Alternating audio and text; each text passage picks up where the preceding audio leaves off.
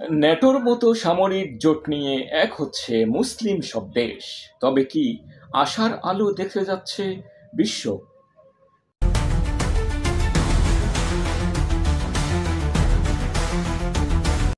কাতারের রাজধানী দোহায় আরব ও মুসলিম বিশ্বের নেতারা জরুরি এক শীর্ষ সম্মেলনে ইসরায়েলের বিরুদ্ধে কঠোর ও ঐক্যবদ্ধ প্রতিক্রিয়া দেখানোর ব্যাপারে একমত হয়েছেন।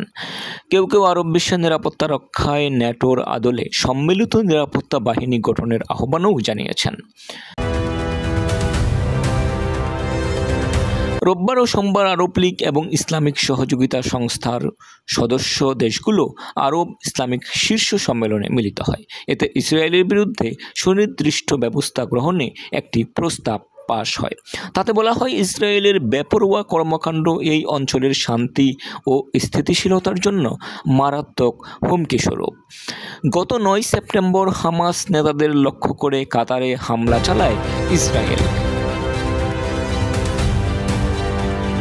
এতে কাতার সহ মুসলিম বিশ্ব নড়ে চড়ে বসে। কাতারের প্রধানমন্ত্রী শেখ মোহাম্মদ বিন আব্দুর রহমান বিন জসিম আল থানি মার্কিন প্রেসিডেন্ট ডোনাল্ড ট্রাম্প ও তার প্রশাসনের শীর্ষ কর্মকর্তাদের সঙ্গে দেখা করেন। এর আগে তিনি জাতিসংঘ সাধারণ পরিষদের এক সভায় জোরালো বক্তব্য তুলে ধরেন। সম্মেলনে কাতারের আমির Sheikh Tamim bin Hamad Al Thani বলেন, ইসরায়েলের আগ্রাসন স্পষ্ট, তাদের কর্মকাণ্ড বিশ্বাসঘাতকতামূলক ও কাপুরুষোচিত। তারা গাজা যুদ্ধের অবসানের জন্য আলোচনাকে দুর্বল করার চেষ্টা করছে।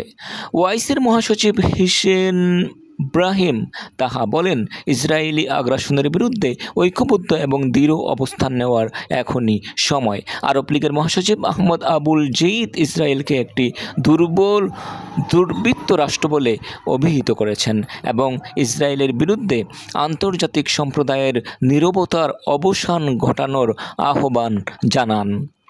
ইরাকের প্রধানমন্ত্রী মোহাম্মদ শিয়া আল সুদানি আরব ও ইসলামী রাষ্ট্রগুলোর সম্প্রদায়ের জন্য ন্যাটোর আদলে প্রতিরক্ষা বাহিনী গঠনের আহ্বান জানিয়েছেন।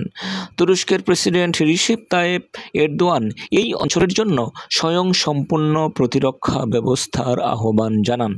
আরব ও ইসলামী দেশগুলোকে ঐক্যবদ্ধ থাকতে হবে বলে জানিয়েছেন ইরানের প্রেসিডেন্ট মাসুদ পেজেশকিয়ান বলেছেন, মুসলিম নেতাদের ইসরায়েলের বিরুদ্ধে দাঁড়ানোর জন্য নিজেদের মধ্যে ঐক্য ও সংহতি জোরদার করা উচিত। তিনি বলেন, আমাদের কাছে কেবল একটি স্পষ্ট বিকল্প আছে, তা হলো ঐক্যবদ্ধভাবে হাতে হাত রেখে দাঁড়ানো। নবী মুহাম্মদ সাল্লাল্লাহু আলাইহি ওয়াসাল্লাম বলেছেন, সব মুসলিম ভাই ভাই, তাই আমাদের একটি দেহের মতো এক থাকা উচিত বলে জানিয়েছেন ইরানের প্রেসিডেন্ট মাসুদ পেজেশকিয়ান।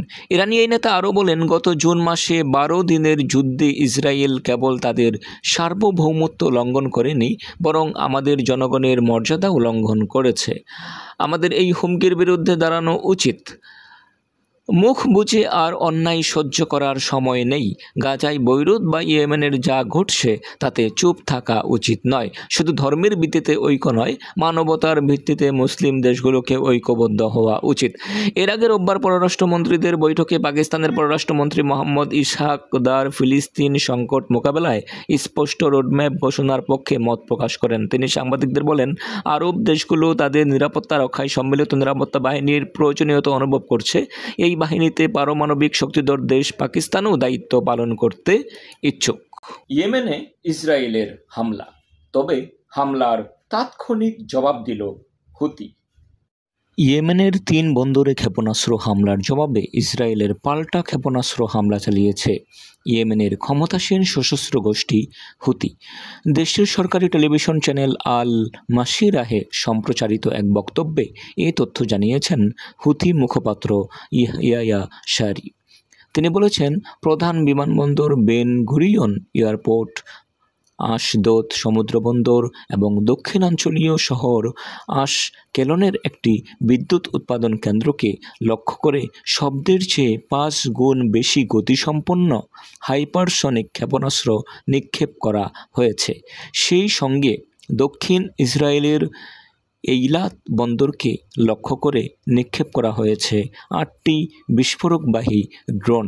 ক্ষেপণাস্ত্র ও ড্রোনগুলো ঠিকমতো লক্ষ্যবস্তুতে আঘাত হানতে পেরেছে দাবি করে নিজ বক্তব্যে ইয়াহিয়া সারি বলেন, আমাদের ক্ষেপণাস্ত্র ও ড্রোনগুলো সফলভাবে লক্ষ্যবস্তুতে আঘাত হানতে পেরেছে এবং ইসরায়েলি ইন্টারসেপ্টর আমাদের ক্ষেপণাস্ত্র ও ড্রোনগুলো ধ্বংস করতে ব্যর্থ হয়েছে।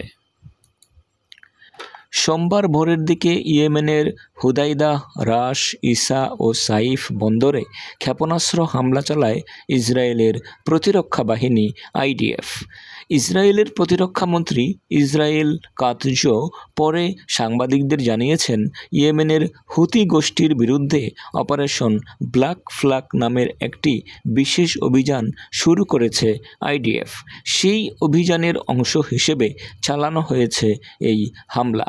প্রসঙ্গত 2023 সালের অক্টোবরে গাজা উপত্যকায় ইসরায়েলি বাহিনীর অভিযান শুরু হওয়ার পর গাজা নিয়ন্ত্রণকারী গোষ্ঠী হামাস এবং সেখানে বসবাসরত ফিলিস্তিনিদের প্রতি সংহতি জানিয়ে বিশ্বের অন্যতম ব্যস্ত বাণিজ্যিক জলপথ লোহিত সাগরে চলাচলকারী বাণিজ্যিক জাহাজগুলোকে লক্ষ্য করে ক্ষেপণাস্ত্র, ড্রোন ও বিস্ফোরক রকেট হামলা শুরু করে ইরানের সমর্থনপুষ্ট সশস্ত্র গোষ্ঠী হুতিরা।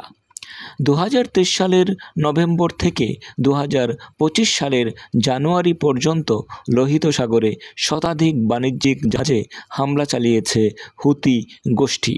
তাদের হামলায় এই পর্যন্ত 2টি জাহাজ ডুবেছে এবং নিহত হয়েছেন 4 জন ক্রু। আজ এ পর্যন্তই। পরবর্তী আন্তর্জাতিক খবর দেখার আমন্ত্রণ রইল। ধন্যবাদ সবাইকে।